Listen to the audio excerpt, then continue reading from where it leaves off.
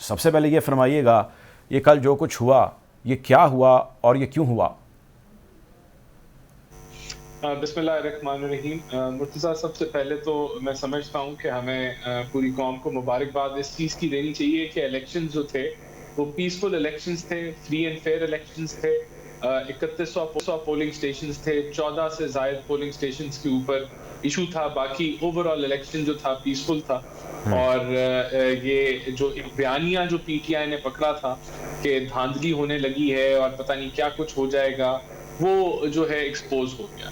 दूसरा, मैं समझता हूँ कि जहां उनको इस जीत के ऊपर ग्रेस दिखानी चाहिए थी और वेलकम करना चाहिए था इस फैक्ट को कि एक फेयर एंड फ्री इलेक्शन हुआ है, उन्होंने अपना जो नैरेटिव और जो एक कह लें कि जो पोलराइज सियासत है उसको और उन्होंने तकवीर दी। देखिए, दूसरी चीज ये है कि ये जो रिजल्ट आया इसको मार्केट ने कैसे लिया। मार्केट में स्टॉक एक्सचेंज में 700 पॉइंट से जो है वो इंडेक्स गिर गई और इसी तरह जो डॉलर है वो 4-5 रुपए जो है वो बढ़ गया। तो इसका मतलब है कि मार्केट ने कोई खुशी नहीं मनाई।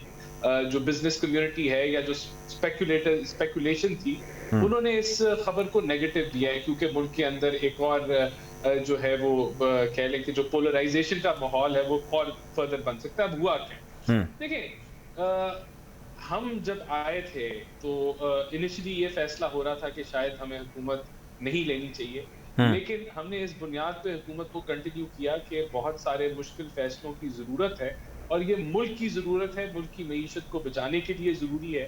तो वो हमने ये कहा भी कि इसकी पॉलिटिकल कॉस्ट होगी जो हमें पे करनी पड़ेगी। तो ये जो पेट्रोल आपका 250 रुपए पे गया, आपकी जो बिजली महंगी हुई, जो बिजली के बिल लोगों को आए, फिर जो लोड शेडिंग थी जो कि एक इमरान खान, और ये सारी कुछ ये बाकियात थी, और ये एक जो दलदल में एक बैलेंस ऑफ पेमेंट की क्राइसिस में आज भी मुल्क घिरा हुआ है और जिसको हम निकालने की कोशिश कर रहे हैं। आईएमएफ का ट्रस्ट डेफिसिट हमने खत्म किया और उस मुआहदे को आगे लेके जाने लगे, उसकी कॉस्ट पे की है हमने। अच्छा, लेकिन राना साहब मेरी यार सुने, आप जो फरमा रहे हैं इससे मैं ये नतीजा अखज़ कर सकता हूँ कि आपके इलेक्शंस लार्जली पंजाब में हारने की वजह आपकी पॉलिसी, आपका प्लान था जॉइंट गवर्नमेंट की सूरत में यहाँ पे आकर बैठने का, ऐसा ही है, ये कह रहे हैं आप?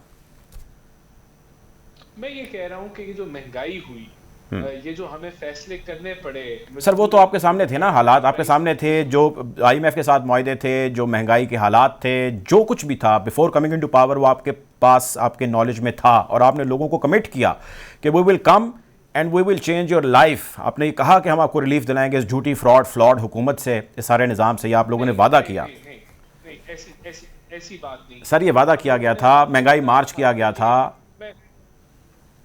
देखें, हमने लोगों को बताया कि मुल्क को ये फाइनेंशियल क्राइसिस की तरफ धकेल रहे हैं, और जाते हुए जो इन्होंने यू टर्न दिए, जो इन्होंने मायदा खिलाफी की, जो इन्होंने एक फाइनेंशियल क्राइम किया, उसको हमने रिवर्स किया। हमने इस मुल्क को दिवालियेपन से बचाया और उसके अंदर ये सारा कुछ, ये महंगाई का सैलाब भी आया और फिर सुपर कमोडिटी एक साइकिल चल रहा है दुनिया के अंदर। दूसरा देखें, मैं समझता हूँ कि दूसरा बड़ा फैक्टर इस चीज के अंदर आया, वो ये था कि शायद हमारे जो जिनको हमने टिकट दिए, जो मुनहरफ अराकीन थे, उनकी एक्सेप्टेबिलिटी हमारे वोटर्स ने जो है वो उस तरीके से नहीं दिखाई जो हम समझ रहे थे कि वो दिखाएंगे, और वो उसका भी इम्पैक्ट आया। तो ओवरऑल मैं समझता हूँ कि ये जो इलेक्शन है, इसमें अगर मैं इसको समराइज करूँ तो 4 सीटें हमने गेन की, जो पहले हम हारे थे 2018 के जनरल इलेक्शंस में।